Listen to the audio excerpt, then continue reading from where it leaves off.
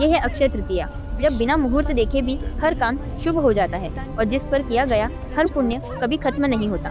इसको लेकर हिंदू धर्म में कई पौराणिक मान्यताएं चली आ रही हैं और आज हम आपको ऐसी ही 7 अद्भुत और दिव्य कहानियों के बारे में बताने जा रहे हैं जो इस दिन को बनाती हैं सबसे शुभ और सबसे पवित्र। कहते हैं कि इसी पावन दिन भगवान परशुराम का अवतार हुआ था। एक ब्राह्मण होते हुए भी उनके भीतर क्षत्रिय का तेज था। धर्म की रक्षा के लिए उन्होंने अपना फरसा उठाया और अधर्म का अंत किया।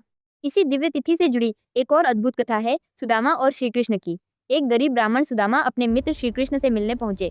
उनके पास भेंट के रूप में केवल मुट्ठी भर चावल थे, लेकिन उनका भाव सच्चा था। उसी प्रेम के बदले में श्री कृष्ण ने उनकी झोपड़ी को महल में बदल दिया और उन्हें अक्षय संपत्ति का आशीर्वाद दिया। इसी दिन का एक और चमत्कार है अक्षय पात्र की कथा। युधिष्ठिर को एक ऐसा पात्र मिला था जिसका अन्न कभी समाप्त नहीं होता था। इसी पात्र की सहायता से उन्होंने हजारों लोगों की भूख मिटाई और दान धर्म का सबसे बड़ा उदाहरण प्रस्तुत किया।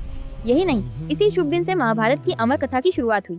महर्षि वेदव्यास ने इस महान ग्रंथ का वर्णन किया और भगवान गणेश ने उसे लिखा। यह एक ऐसा ग्रंथ है जो आज भी जीवित है और हमें जीवन के गहरे सत्य सिखाता है।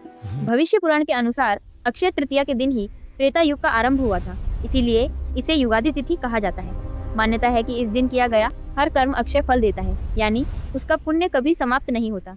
इसी तिथि से जुड़ी एक और घटना है द्रौपदी की रक्षा की। जब द्रौपदी की लाज पर संकट आया और कोई भी उनकी मदद के लिए आगे नहीं आया, तब श्री कृष्ण ने उन्हें अक्षय चीर प्रदान किया जो कभी समाप्त नहीं हुआ और उनकी रक्षा हुई। अंत में इस दिन से जुड़ी सबसे पवित्र कथा है माँ गंगा के धरती पर अवतरण की।